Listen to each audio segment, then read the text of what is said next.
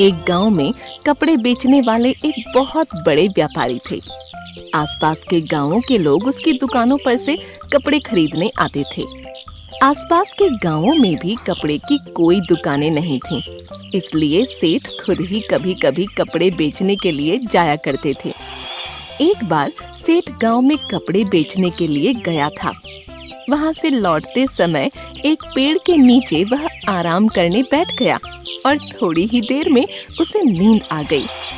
जब वह नींद से जागा तो उसने अपने आसपास तोतों का समूह देखा। हरे रंग, लाल चोंच और गले पर काली पट्टी वाले तोतों को देखकर सेठ ने सोचा, कितने सुंदर हैं ये तोते। एक दो तोतों को साथ ले जाऊं तो परिवार के लोग बहुत खुश होंगे। ये सोचकर सेठ ने अपना गमछा तोतों के झुंड पर फेंका और एक तोते को पकड़ लिया। इस तोते को सेठ अपने घर ले आया। सेठ ने घर पहुंचकर तोते के लिए सोने का पिंजरा बनवाया, पानी पीने के लिए कटोरी और खाने के लिए एक छोटी सी प्लेट भी रखवाई। तोता सोने के पिंजरे में रहने लगा। उसे अमरूद, मिर्च आदि मनपसंद वस्तुएं खाने को दी जाने लगीं। घर के बच्चे तथा सेठ तोते से बातें भी करते। तोता थोड़ा थोड़ा बोलना भी सीख गया। तोते के साथ बातें करने में सबको बहुत आनंद आने लगा। कुछ दिनों बाद सेठ को गांव में से कपड़ों के ऑर्डर आए और उसने खुद ही जाने का फैसला किया। जाते वक्त उसने अपने तोते से कहा, तोते राम, मैं गांव जा रहा हूँ। लौटते समय मैं तेरे माता पिता व सगे संबंधियों से मिलूंगा। तुझे उनके लिए कोई संदेश भेजना हो तो बता। तोते ने कहा, सेठ जी, उन सब से कहना तोता भूखा नहीं है, तोता प्यासा भी नहीं है। तोता सोने के पिंजरे के अंदर आनंद से रह रहा है। सेठ अपने कपड़े बेचकर लौटते समय उसी पेड़ के नीचे आराम करने के लिए रुका। तभी तोतों का एक समूह उस पर टूट पड़ा। वे उसे चोंच मारने लगे। उनमें से एक तोते ने सेठ से पूछा, सेठ जी, हमारा तोता क्या कर रहा है? सेठ ने उन्हें शांत करते हुए कहा, अरे तोता भूखा नहीं है, तोता प्यासा नहीं है, तोता सोने के पिंजरे के अंदर आनंद कर रहा है। यह सुनकर सभी तोते बिना कुछ बोले जमीन पर मुर्दों की तरह लुढ़क गए। सेठ उनके पास गया। उसने तोतों को हिला डुला कर देखा, पर ऐसा लगा जैसे सारे तोते आघात से मर गए हों। सेठ जी घर पर आए। सेठ को देखते ही तोते ने अपने माता पिता एवं सगे संबंधियों के समाचार पूछे। सेठ ने कहा, तेरे माता पिता और सगे संबंधियों को जब मैंने तेरा संदेश सुनाया तो सभी लुढ़क गए। क्या उन्हें आघात लगा होगा? पिंजरे के तोते ने कोई जवाब नहीं दिया। सेठ की बात सुनकर वह स्वयं भी पिंजरे में नीचे गिर पड़ा। सेठ ने यह देखा तो उसे बहुत आश्चर्य हुआ। उसने पिंजरे का दरवाजा खोला और तोते को हिला डुला कर देखा। सेठ जी को लगा वह तोता भी आघात से मर गया है। सेठ जी ने तोते को पिंजरे से बाहर निकालकर थोड़ी दूर पर रख दिया। मौका देखकर तोता पंख फड़फड़ाता हुआ उड़ गया। जाते जाते उसने कहा, सेठ जी, मैं आपका आभारी हूँ। मुझे अपने माता पिता का संदेश मिल गया है। मैं उनसे मिलने जा रहा हूँ। आपका पिंजरा सोने का था, लेकिन वह पिंजरा था, मेरे लिए वह जेल थी। तोता उड़ता हुआ जंगल में अपने माता पिता और सगे संबंधियों के पास पहुँच गया। उसे लौटकर आया हुआ देख सब खुश हो गए। अब मुक्त वातावरण में तोता सबके साथ आनंद से रहने लगा। सागर के अथाह जल में मछलियां, सांप, केकड़े, ऑक्टोपस और समुद्री घोड़े जैसे अनेक प्रकार के जीव रहते थे। उन्हीं जीवों में कई अजीबो-गरीब जीव भी थे, जैसे लाल सांप, कांटे वाली मछली, बिजली वाली मछली इत्यादि इत्यादि। इन सब के बीच एक अंगार मछली भी थी। वो मछली क्या, पूरी भड़कती आग ही आग थी। उसे देखते ही सब चौंक जाते थे, क्योंकि पानी के अंदर भी उसके शरीर से लाल पीले रंग की आग निकलती रहती थी। उसे देखकर सभी अक्सर डर भी जाते थे। अंगार मछली जिस तरफ जाती थी, शरीर और मुंह से आग बरसाती।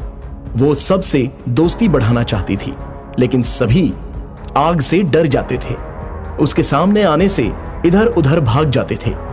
आओ मेरे पास आओ, मैं तुम लोगों से मित्रता करना चाहती हूँ, खेलना चाहती हूँ। छोटी मछली बोली, अरे बाप रे, मैं आग से बहुत डरती हूँ। मैं आग से दोस्ती नहीं कर सकती, आग के साथ खेल भी नहीं सकती। अंगार मछली ने सबको अपनाना चाहा, लेकिन उसकी शारीरिक आग के कारण यह संभव नहीं हो पा रहा था। अंगार मछली दुखी होकर आगे बढ़ गई। उसके रास्ते में एक समुद्री घोड़ा आया और ऑक्टोपस भी आ गया। अंगार मछली ने मुंह से आग निकाली। समुद्री घोड़ा आश्चर्य से देखने लगा। उसने ऐसी मछली कभी नहीं देखी थी। उसे लगा कि कोई जादू हो रहा है। ये आग तो बचपन से ही मेरे शरीर पे जुड़ी हुई है।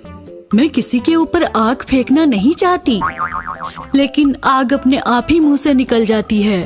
आग वाली मछली, मुझसे दूर रहना, मुझसे दूर ही रहना। मैं जल जाऊंगा, जल गया तो घर कैसे जाऊंगा। एक काला केकड़ा अंगार मछली के पास आ गया। अरे मछली, ये कौन सा जादू दिखा रही हो? पानी में आग लगा रही हो? ये जादू तुमने कहां से सीखा? मुझे भी सिखा दो, मैं सबको डराऊंगा, खूब नचाऊंगा। अंगार मछली किसी को समझा नहीं पाई कि वो जादू नहीं सच्चाई है। वो निराश होकर आगे बढ़ गई। वो तैरती हुई बहुत दूर निकल गई। उसे रास्ते में एक लाल रंग की मछली दिखाई पड़ी। वो मजे से तैर रही थी। इतने में एक भयानक समुद्री सांप आया और उसने उसे मारना चाहा।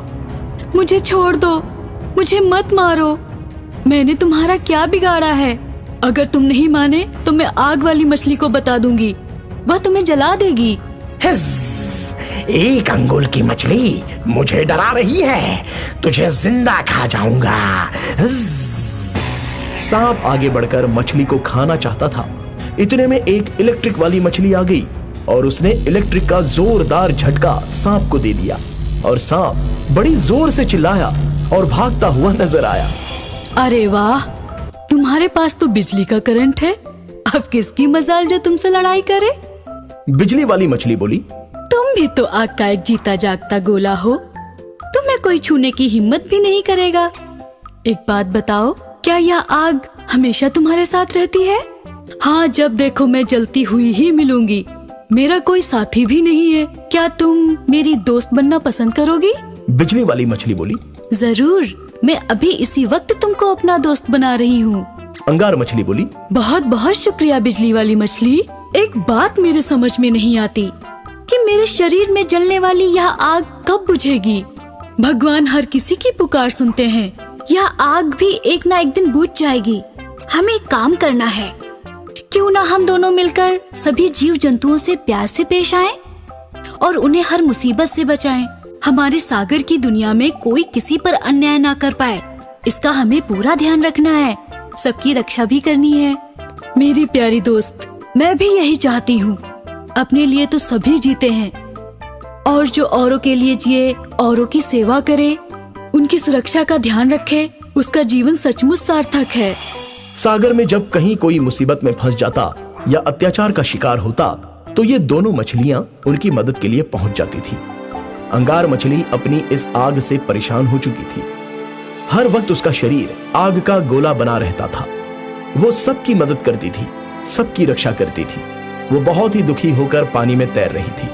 उसने एक जलपरी को देखा। एक व्हेल मछली जलपरी को पकड़ने आ रही थी और जलपरी उससे दूर जा रही थी। अंगार मछली को जलपरी पर दया आ गई और उसने व्हेल मछली के सामने जाकर आग उगलना शुरू कर दिया। एक मछली के मुंह से इतनी सारी आग देखकर व्हेल की सिट्टी पिट्टी गुम हो गई। व्हेल जलपरी का पीछा छोड़कर भाग गई। जलपरी अंगार मछली के करीब आ गई। जलपरी बोली, अरे वाह, तुम्हारे पास तो आग का गोला है। इतनी बड़ी व्हेल को भगा दिया। अंगार मछली बोली, जलपरी जी, मैं इसी आग से परेशान हूँ। यह हमेशा मेरे साथ रहती है। जलपरी बोली, इसीलिए तुम सबकी रक्षा कर पाती हो। तुम सचमुच सबकी रक्षक हो। ठीक है, अगर तुम चाहती हो तो यह आग तुमसे दूर हो जाएगी, लेकिन जब तुम्हें किसी की रक्षा करनी होगी तो ये वापस आ जाएगी। उसी क्षण अंगार मछली की आग गायब हो गई और वो एक साधारण मछली बन गई। उसने जलपरी को बहुत बहुत धन्यवाद दिया। अंगार मछली आगे बढ़ गई और अचानक उसके सामने वही व्हेल मछली आ गई। व्हेल ने जैसे ही अंगार मछली को खाने के लिए मुंह खोला, इतने में अंगार मछली के मुंह से आग निकली और एक बहुत बड़ा आग का गोला।